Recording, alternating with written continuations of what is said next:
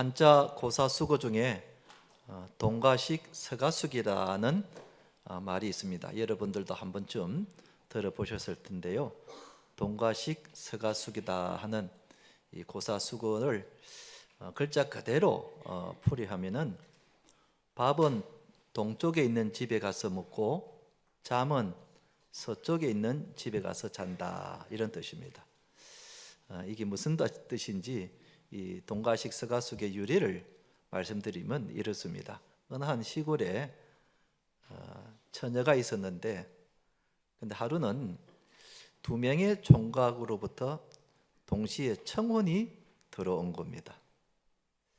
그런데 동쪽에 있는 총각은 돈이 많은 부자였지만 몸이 꼬랑꼬랑 쇠약했습니다.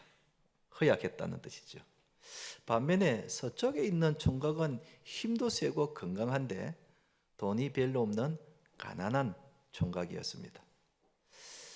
그래서 이 처녀가 이 누구에게 내가 시집을 갈까 고민을 하게 되었다는 겁니다.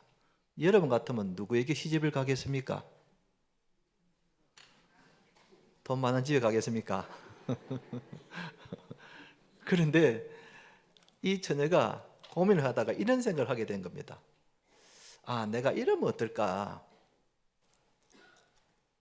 밥은 동쪽에 있는 부잣집 총각집에 가가지고 맛있는 거 먹고, 잠은 서쪽에 있는 힘이 센 남자 집에 가서 잠을 자면 좋겠다, 이런 생각을 하게 된 겁니다. 참 욕심이죠. 그러니까 이 처녀가 어느 한쪽에 마음을 정하지를 못하고 양다리를 걸치고 있는 겁니다. 여러분, 이러면 어느 총각이 좋아하겠습니까? 어느 총각에게도 사랑을 받지 못하고 좋아할 수가 없죠. 그래서 이 동가식 서가숙의 이 고사수교의 교훈이 뭐냐면은, 어느 한쪽에 마음을 정하지 못하고 양다리를 걸치고 있는 사람은 누구에게든지 환영을 받지 못한다 하는 뜻의 교훈을 가지고 있는 고사수고입니다. 그렇습니다. 여러분, 마음을 정하지를 못하고 이렇게 마음이 있기도 있고 저쪽에도 마음이 있고 이 양다리를 거쳐가 있으면은 누구에게도 환영을 받지 못하는 겁니다. 마음을 딱 정해야 사람이 좋아하죠. 여러분 아시는 대로 얼마 전에 미국의 트럼프 대통령이 대통령으로 취임식을 했습니다. TV를 통해서 참 감동적이고 그리고 화려한 대통령 취임식을 보았습니다. 그런데 사실은 한 2년 전만 하더라도 트럼프가 대통령이 다시 재선에 당선될지를 아무도 몰랐습니다. 다들 예상을 하지 못했습니다. 더 이상 이제 트럼프는 흠도 많고 또 현재 법정에 기소로 된 죄도 있고 그래서 이제 트럼프는 대통령이 될 수 없다, 이렇게 다 전망을 했습니다. 그런데 그런 예상을 다 깨고 이번에 당당하게 트럼프가 미국 대통령으로 당선이 되었습니다. 어째서 트럼프가 대통령에 당선이 되었을까를 여러 각도에서 분석을 한 결과 트럼프의 공약을 하나씩 보면은 그 이유를 알 수 있습니다. 트럼프의 공약 중에 우리의 눈을 뜨게 하는 공약이 하나 있었는데, 그 공약이 뭐냐면 동성애를 강력하게 반대한다는 공약입니다.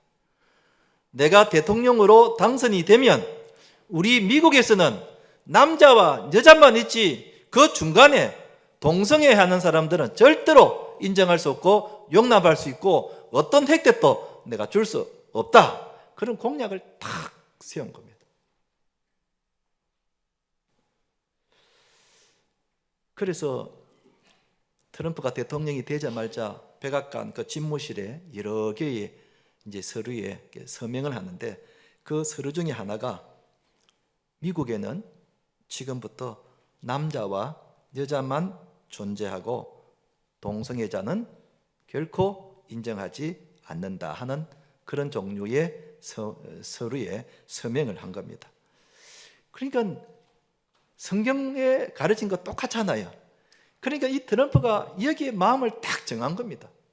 성경적인 마음에 딱 마음을 정한 겁니다. 그래서 기독교인들에게 환영을 받은 겁니다. 많은 기독교인들이 트럼프가 흠이 많고 또 단점도 많지만은 그 생각이 동성애 연애자는 절대로 인정하지 않는다는 그 공약을 보고 표를 몰아줬다는 겁니다.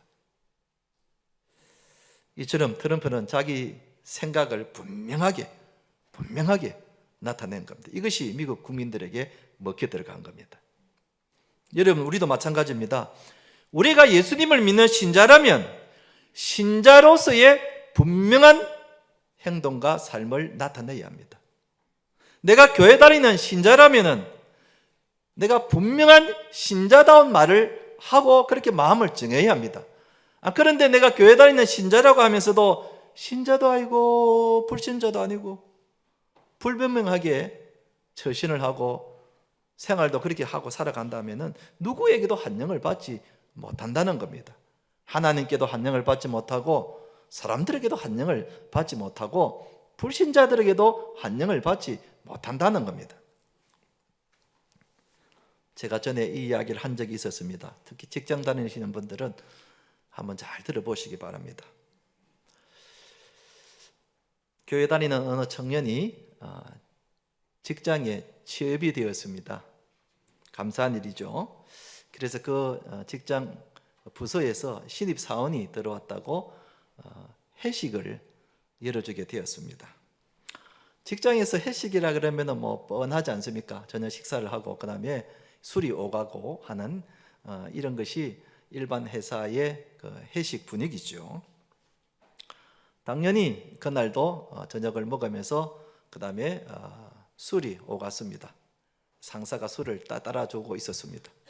그러자 이 교회 다니는 청년이 처음에는 이야기를 했습니다. 부장님, 저는 교회를 다니는 기독교인입니다. 그래서 술을 마시지 않습니다. 대신 이 음료수로 대신하면서 이 분위기는 제가 망치지 않도록 그렇게 하겠습니다. 이렇게 이야기를 했습니다. 이제 그러자 옆에 있던 회사 직원들이 막 한마디씩 합니다.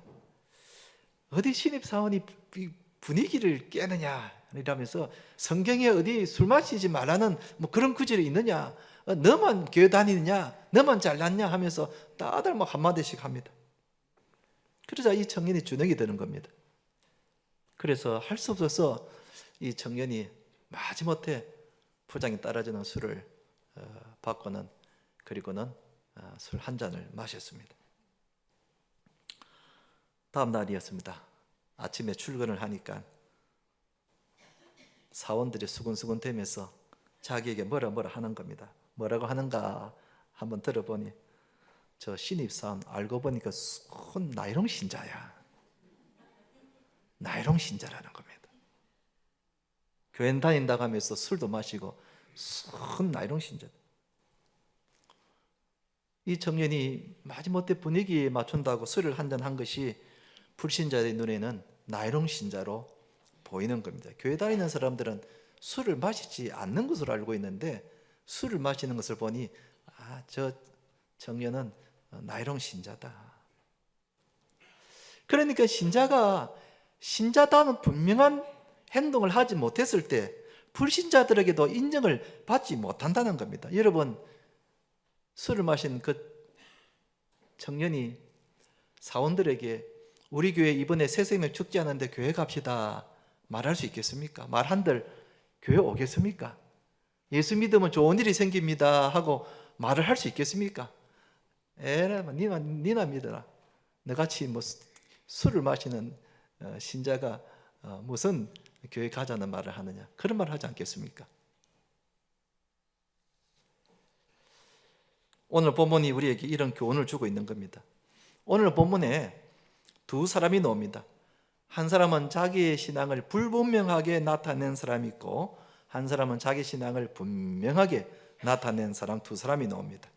우리는 당연히 자신의 신앙을 분명하게 나타낸 사람을 본받아야 하겠습니다. 사랑하는 성도 여러분, 우리가 예수님을 믿는 신자로서 분명한 신앙을 가지고 살아서 하나님과 사람들에게 다 사랑과 칭찬을 듣는 우리 성도님 되시기를 주님의 이름으로 축원드립니다. 첫째는 우리들이 본받지 말아야 할 것이 무엇인가? 불분명한 신앙. 불분명한 신앙, 이것은 우리가 버려야 합니다. 오늘 읽은 성경 말씀의 내용은 대략 이렇습니다. 날 때부터 맹인된 사람이 있었습니다. 시각장애인이죠. 태어나서 한 번도 보지를 못했으니까 얼마나 애처롭고 불쌍하겠습니까? 이 사람에게 한 가지 소원이 있다면 한 번 보는 겁니다. 나를 낳아주시고 길러주신 부모님의 얼굴을 한번 보는 것이고, 하나님이 만드신 저 하늘과 그리고 나무와 산들을 한번 보는 것이고, 또 자기의 모습을 한번 보는 것이었습니다. 이게 그에게는 평생 소원이었습니다. 그런데 어느 날 주님께서 그 평생 소원을 들어주어서 눈을 뜨게 해주신 것입니다. 할렐루야! 이 사람의 말대로 창세 이후에 이런 일은 처음 있는 일이었습니다. 그러니 이 사람이는 정말 말할 것도 없고 주변에 모든 사람들이 다 기뻐하고 놀라워했습니다. 그런데 이 기쁜 일에 시비를 거는 사람이 있었습니다. 바로 바리새인들이었습니다. 이들이 시비를 건 것은 딴 게 아니라 왜 안식일 날 눈을 뜨게 해줬냐 하는 겁니다. 참 기가 막히죠.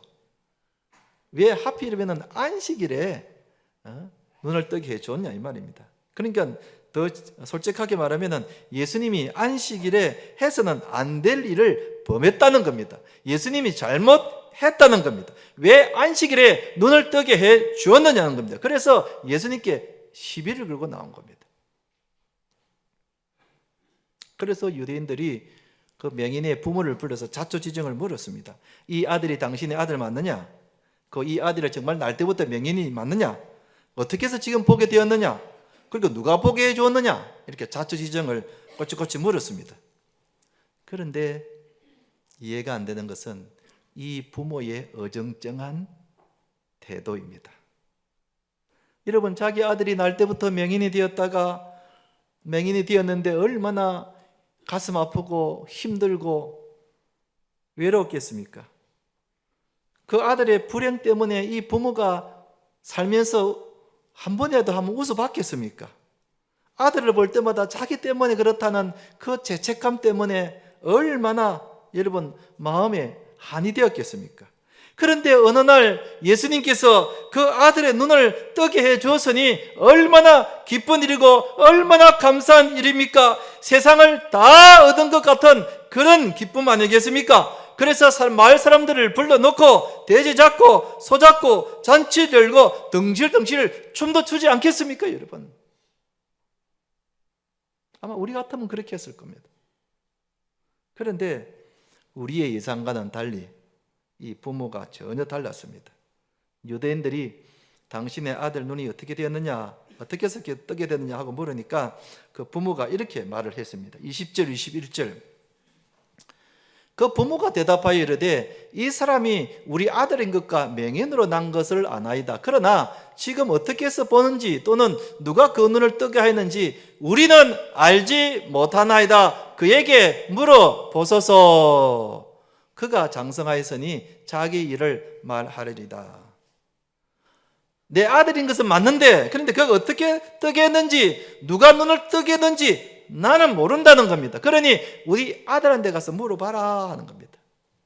여러분, 자기 아들 일을 무슨 남 이야기하듯이 그렇게 이야기를 하고 있는 거죠. 세상에 이런 부모가 있는 겁니다.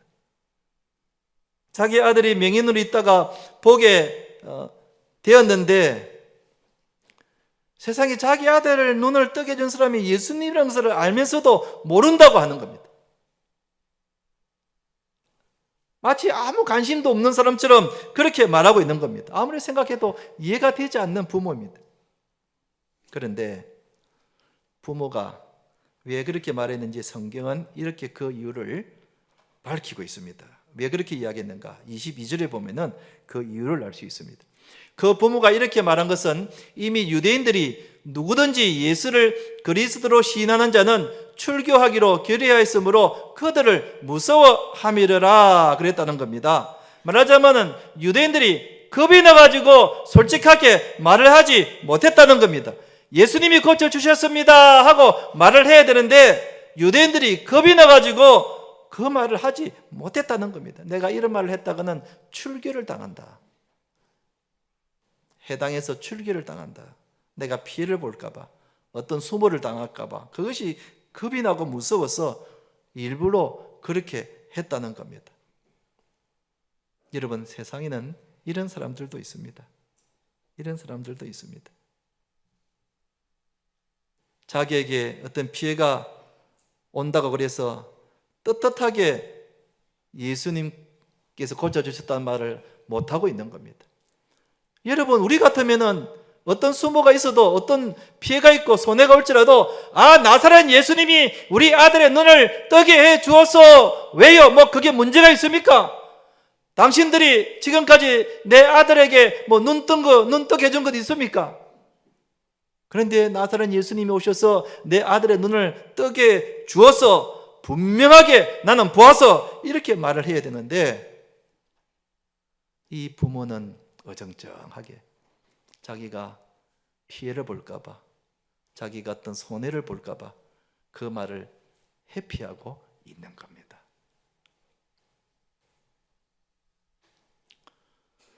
그런데 여러분, 우리에게도 이런 모습이 있지 않습니까? 내가 예수님을 믿고 내가 교회를 다닌다면서도 이 이야기를 친구들에게 하거나 이웃들에게 하거나 혹은 직장 동료들에게 하면은 뭔가 불편할까봐, 내 마음대로 하지 못할까봐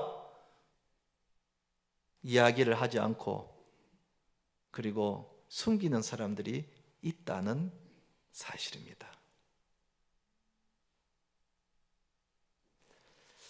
어느 대학 교수님이 신학기가 되어서 이제 자기과 학생들 강의실에 처음 만나는 시간이었습니다. 이 교수님은 교회를 다니는 신자라 혹시 자기과 아이들 중에 교회 다니는 아이들이 누가 있는가 하고 알아보기 위해서 여러분 가운데 교회 다니는 사람이 있으면 한번 손을 들어보십시오 이렇게 물어봤답니다. 그랬더니 2명이 겨우 손을 들더랍니다. 자기과에 지금 숫자가 대략 봐도 50명이 넘는데 그래도 한 5명이나 10명 정도는 이렇게 될 줄 알았는데 겨우 이렇게 2명이 이렇게 손을 들더라는 겁니다. 교수님 생각에 실제로 교회 다니는 학생들이 있는데 자기가 교회 다닌다는 것을 숨기고 있는 것 같더라는 겁니다. 왜 숨기는가? 편하게 살고 싶어서. 대학 생활에 술도 좀 마시고 담배도 좀 피우고 또 시험 칠 때 컨닝도 좀 하고, 여러분 교회 다닌다는 것을 친구들이 알면은 감히 그렇게 할 수 있겠습니까? 할 수 없잖아요. 그러니까 내가 좀 대학 생활을 좀 편하게 하려고 하니까 교회 다니는 것을 숨기는 겁니다. 말을 안 하는 겁니다. 혹시 여러분들 같이 다니는 친구들 중에 내가 교회 다니는 것을 모르는 사람이 있습니까? 직장에 동료들 중에서 내가 교회 다니는 것을 모르는 사람이 있습니까? 자주 만나는 이웃분들 중에서 내가 교회 다니는 것을 모르는 사람이 있습니까? 그렇다면 내일 당장 가서 이야기하세요. 나는 교회 다니는 신자입니다. 나는 북옥중앙교회 집사입니다. 나는 예수님을 믿는 신자입니다 하고 분명히 이야기를 하십시오. 왜 아멘을 안 합니까? 혹시 여러분들도 혹시 그 대학생들처럼 교회 다니는 것을 감추고 있거나 말을 안 하고 있는 사람은 없습니까? 그래야 식당 가서 막걸리도 한잔하고 소주도 한잔하고 하지. 내가 교회 다니는 거 이야기하면 마시지 못하니까 그렇습니까? 여러분, 내가 신자인 것을 숨기는 것을 하나님이 참 싫어하십니다. 참 가슴 아파하십니다. 우리 하나님이 내가 하나님의 자녀인 것을, 내가 교회 다니는 신자인 것을 감추고 다니는 것을 아신다면은 참 가슴 아파하죠. 여러분, 제가 문제를 하나 낼 테니까 한번 알아맞혀 보십시오. 다음 중에 자식이 아버지에게 가장 큰 죄를 짓는 것은 어떤 죄인가? 자식이 아버지에게 제일 짓는 큰 죄는 뭔가? 1번 아버지에게 용돈을 안 드린다. 2번 아버지에게 대든다. 3번 아버지 보고 당신은 내 아버지 아니라고 말한다. 몇 번이겠습니까? 용돈입니까? 당연히 3번이죠. 이 녀석이야, 내가 너를 낳아주고 지금까지 길러주고 공부시켜줬더만은 이 자식이 내보고 아버지 아니라고 이야기를 한다.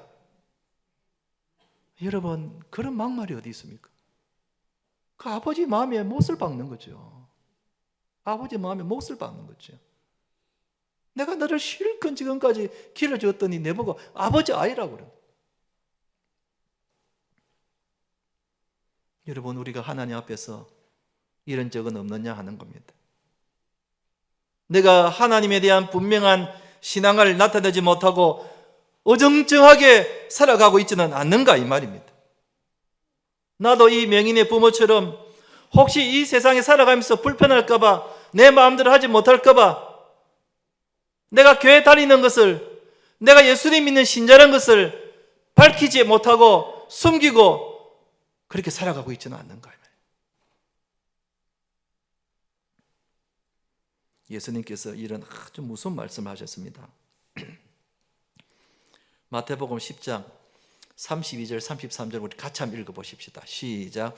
누구든지 사람 앞에서 나를 시인하면 나도 하늘에 계신 내 아버지 앞에서 그를 시인할 것이요, 누구든지 사람 앞에서 나를 부인하면 나도 하늘에 계신 내 아버지 앞에서 그를 부인하리라. 여러분, 얼마나 무서운 말씀입니까? 내가 교회 다니는 것을 말하지 않고 내가 예수 믿는다는 것을 말하지 않으면 나중에 예수님이 우리 보고도 이 사람 교회 안 다닙니다, 이 사람 예수 안 믿습니다, 인정을 안 해준다는 말입니다.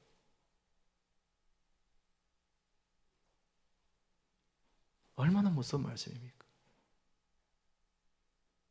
만약에 우리의 모습 가운데 이런 모습이 있다면 우리는 당장 고쳐야 합니다. 내가 예수님을 믿는다는 것, 내가 교회 다닌다는 것을 분명히 말을 할 줄 알아야 합니다. 한번 따라합시다. 나는 예수님을 믿습니다. 나는 교회 다니는 신자입니다. 분명하게 사람들에게 내 신분과 내 신앙을 나타낼 줄 알아야 하는 것입니다. 누가 잘 알지 못하는 사람이 내가 교회 다니는 줄 모르고 밥을 먹다가 술을 한 잔 꺼낸다. 아이고, 형씨 술 한 잔 받으십시오.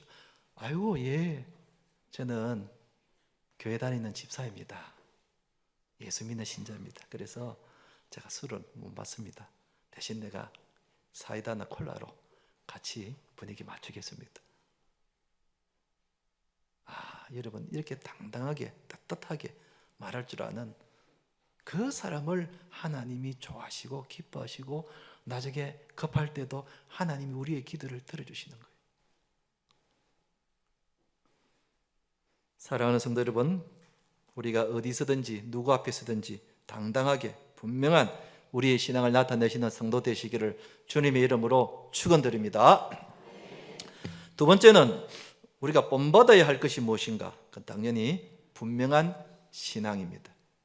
분명한 신앙을 본받아야 합니다. 오늘 본문에 보면은 분명한 자기 신앙을 고백한 사람이 나오죠. 바로 맹인되었던 사람이었습니다.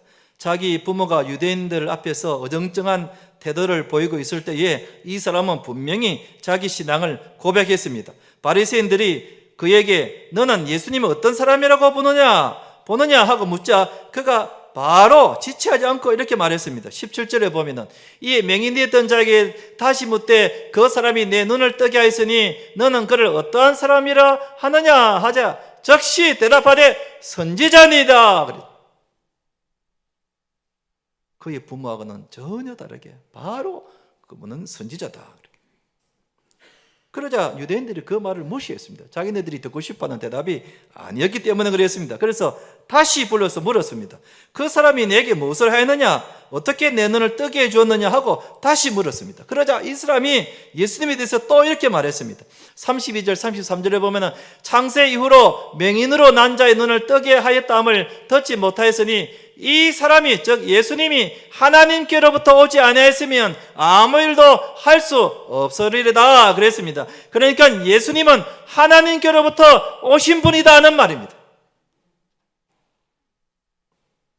이 사람은 유대인들이 두 번이나 물어도 대답은 동일했습니다. 예수님에 대한 자기 신앙을 분명하게 말했습니다. 예수님은 선지자입니다. 예수님은 하나님으로부터 오신 메시아입니다. 하고 분명하게 자기의 신앙을 고백했다는 겁니다. 여러분, 우리가 가져야 할 모습이 바로 이런 것입니다. 우리가 직장에서 또 친구들에게서 또 이웃 사람들에게서 내가 분명한 내 신앙을, 내 정체성, 내 종교, 내 신분을 분명히 나타내야 합니다. 때로는 내가 교회 다닌다는 것 때문에 친구들에게 싫은 소리를 듣기도 하고 때로는 손해를 받기도 하고 또 사람과의 관계에서 불편함이 있다 하더라도 내 신앙은 분명하게 나타내야 하는 겁니다. 그래야 하나님께 인정을 받을 수 있다는 겁니다. 전에 어느 식당에 밥을 먹으러 가는데 그 식당 출입구에다가 어떤 편말이 이렇게 붙여져 있는 것을 보았습니다. 그 편말에 뭐라고 적혀있느냐 하면은 주일은 쉽니다. 그런 편말이었습니다. 주일은 쉽니다. 아마 이 주인이 교회 다니는 분인 것 같습니다. 제가 그 편말을 보는 순간 참 마음에 감동을 받았습니다. 주일날도 문 열고 장사하면은 그만큼 돈을 많이 벌 텐데 그러나 주일은 쉽니다. 그 편말이 제 눈에는 나는 교회 다니는 신자입니다. 나는 예수님을 믿는 신자입니다. 그렇게 보였습니다. 얼마나 여러분 당당하고 얼마나 떳떳하고 얼마나 자기의 신앙을 분명하게 나타내고 있습니까? 하나님 여러분 그 사람에게 그 식당에 복을 주지 않겠습니까?